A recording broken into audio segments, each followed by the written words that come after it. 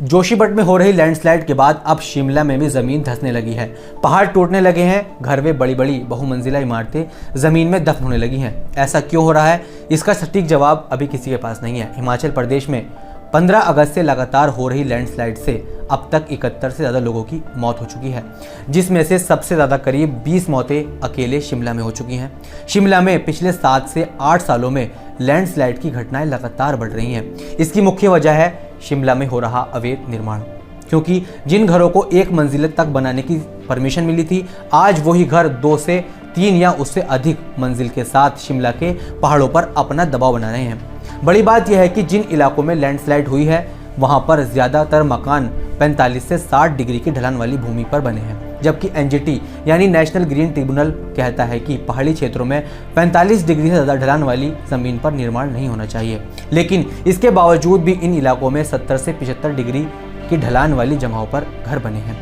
1864 में जिस शिमला को अंग्रेजों ने समर कैपिटल घोषित किया था, आज उस शिमला के हालात बहुत ही खराब हैं। इन हालातों के जिम्मेदार केवल और केवल वहाँ के बसने वाले लोग हैं। इतिहासकार पामिला कंवर के urban history of Shimla paper में लिखा है कि सन 1898 में सिर्फ 33,000 की आबादी का सुनकर अंग्रेजी सरकार के गवर्नर जनरल लॉर्ड कर्जन के पैरों तले जमीन खिसक गई थी। 1898 में जब कमेटी ने शिमला के बचाने की सिफारिश की, जिसके बाद ब्रिटिश सरकार ने शिमला के बाहर एक चेक पोस्ट बनाया और शिमला के बाहर से आने वाले लोगों का नाम व पता दर्ज कराया जाने लगा और लोगों पर एक भारी टैक्स लगाया जाने लगा, जिसके बाद शिमला में निर्माण तक पर रोक लगा दी गई।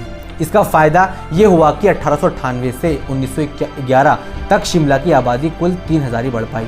फिलहाल शिमला को लेकर 3 अलर्ट जारी किए गए हैं। पहला अलर्ट है स्पेस एप्लीकेशन सेंटर का है, जिसके अनुसार हिमाचल प्रदेश में 935 ग्लेशियर और झील टूटने का खतरा है, जिसके बाद से यह अंदाजा लगाया जा रहा है कि हिमाचल प्रदेश में उत्तराखंड जैसी आपदा हो सकती है। दूसरा अलर्ट है जियोलॉजिकल सर्वे ऑफ इंडिया से सामने आया है, जिसके अनुसार 17,000 से ज़्यादा जगहों पर लैंडस्लाइड का अंदेशा है, जिसमें से अकेले शिमला में ही 1357 जगहों पर लैंडस्लाइड का खतरा है। तीसरा अलर्ट है एनजीटी की एक्सपर्ट कमेटी पहले से ही अंदेशा जता चुकी है कि शिमला उच्च जोखिम भूकंप क्षेत्रों में शामिल है। यदि तेज भूकंप आया तो 39% इमारतें गिर जाएंगी, जिससे 20,000 से ज़्यादा लोगों की मौत हो सकती है।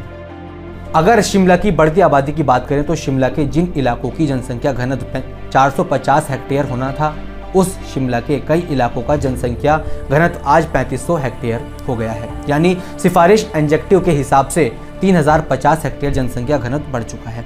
तो विनाश संभव है। जब अंग्रेजों ने शिमला को बसाया होगा तो उन्होंने भी नहीं सोचा होगा कि शिमला में एक दिन इतनी भीड़ हो जाएगी। शिमला में लगातार बढ़ती हुई जनसंख्या ही लैंडस्लाइड को दावत दे रही है। हिमाचल में हर 5 सालों में सरकार बदलती है। जो भी सरकार हिमाचल में आती है वो यहाँ के टूरिज्म से पैसे कमाती है, लेकिन शिमला को टूरिज्म के पॉइंट ऑफ व्यू से कभी भी विकसित नहीं किया। शिमला में लोग सिर्फ घूमना ही पसंद नहीं करते, लोगों का सपना है कि वो इस समर कैपिटल में अपना घर बनाएं। यही कारण है कि जिस शिमला की आबादी ब्रिटिश काल में कभी 33,000 से कम हुआ करती थी, आज उसी शिमला की आबादी 2023 में 2,40,000 के पार हो गई है। यही कारण है कि आज शिमला को ऐसे दिन देखने पड़ रहे हैं। ऐसी और वीडियोस देखने के लिए हमारे YouTube, Facebook और Instagram पेज को फॉलो कीजिए।